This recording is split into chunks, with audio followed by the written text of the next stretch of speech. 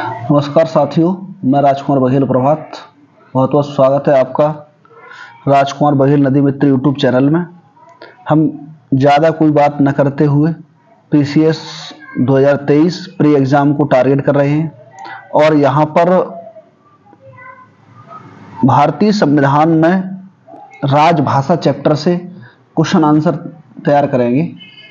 पहला प्रश्न है, भारतीय संविधान की 8वीं सूची में मान्य सरकारी भाषाओं की संख्या कितनी है? ये पीसीएस मेंस में 2004 और 5 में पूछा गया है। तो आपको पता हो कि भारतीय संविधान में 22 भाषाएं हैं, जिसमें 21, 71 और 92 में संविधान संशोधन द्वारा ये भाषाओं को जोड़ा गया था। मूल संविधान में 14 भाषाएं थी और आज सरकारी भाषाओं की संख्या 22 हो गई है। तो इसका सही आंसर 22 होगा, यानी सी ऑप्शन सही होगा। संविधान की 8वीं अनुसूची में 21वें संविधान संशोधन द्वारा निम्नलिखित में से कौन सी भाषा जोड़ी गई? तो संस्कृत, सिंधी, पंजाबी, कोंकणी।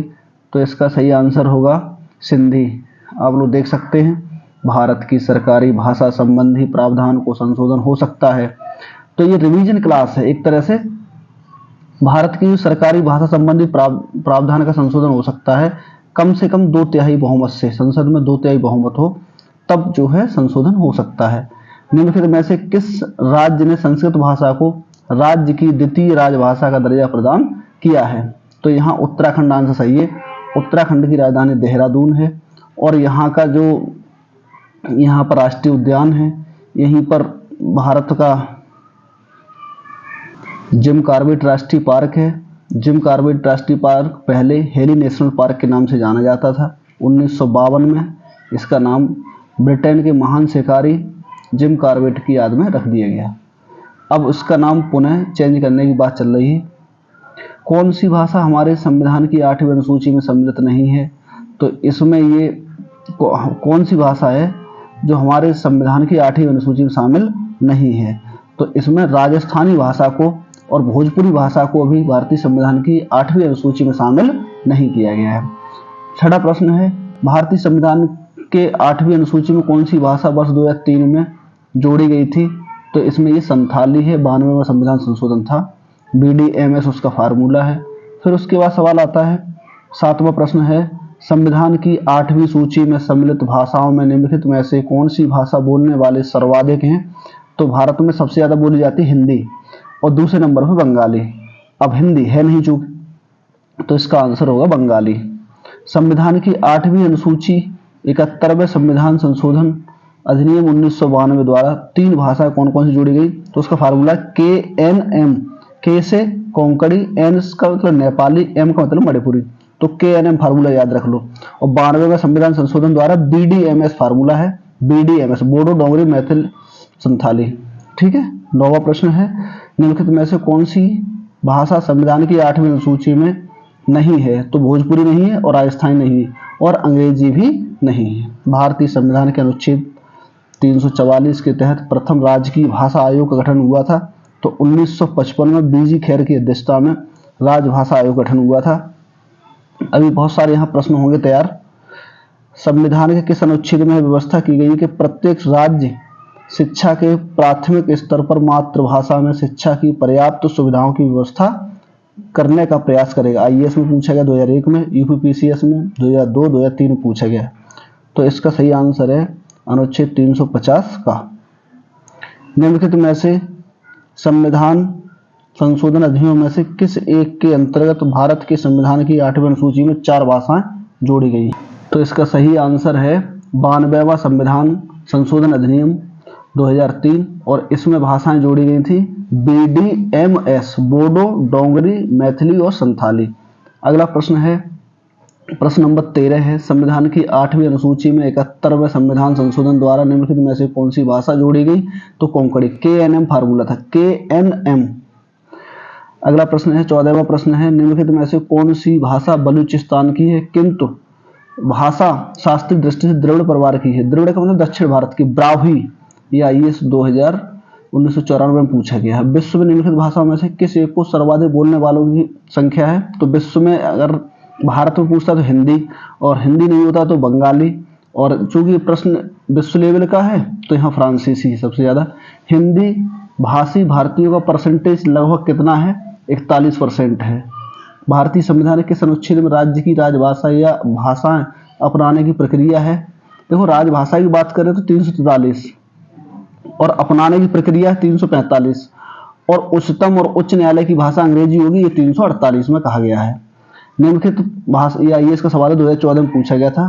निम्नलिखित भाषाओं पर विचार कीजिए, गुजराती, कन्नड़, तेलुगु, उपरोक्त में से किसको श्रेणी क्लासिकी भाषा घोषित किया गया है, तो कन्नड़ या तेलुगु। देखो, होता क्या है कि जो क्लासिकल लैंग्वेज है उसको घोषित करने का आधार है कि वो 1500 से लेकर के 2000 साल पुराने हों, और उसके बोलने वाले अभी भी जीवित हों और बड़े पैमाने पर बोली जाती हों, उसको क्लासिकल लैंग्वेज घोषित किया जाता है।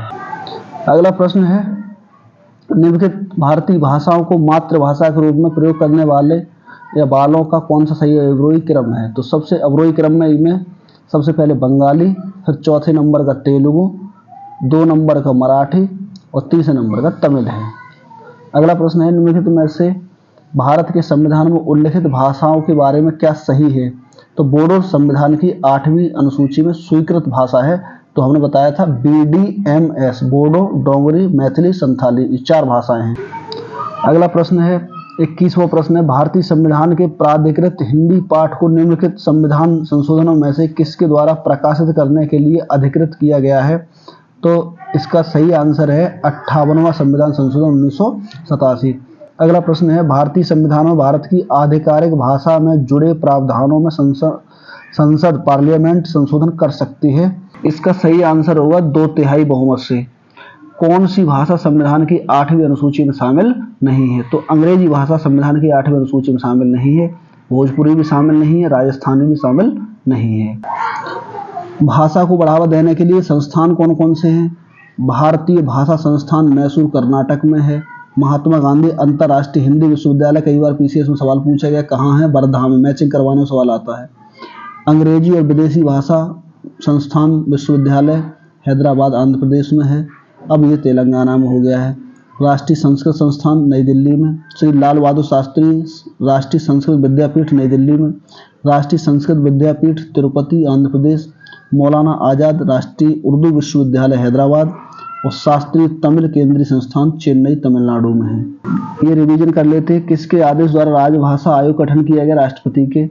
प्रथम राजभाषा आयोग गठन जून 1955 में किसकी अध्यक्षता में किया गया था, बाल गंगाधर खैर की अध्यक्षता में किया गया था।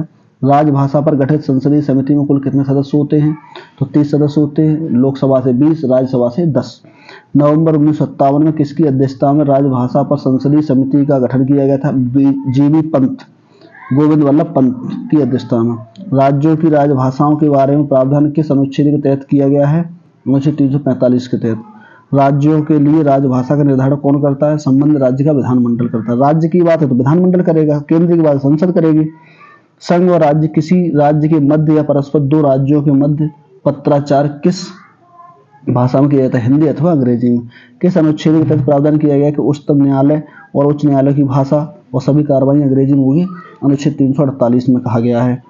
किसके संबंध में अनुच्छेद 350 का के तहत यह प्रावधान किया गया है कि शिक्षा राज्य शिक्षा के प्राथमिक स्तर पर उन्हें मातृभाषा में शिक्षा दिए जाने की पर्याप्त व्यवस्था करेगा। भाषाई अल्पसंख्यक वर्गों के संबंध में ये बात कही गई है।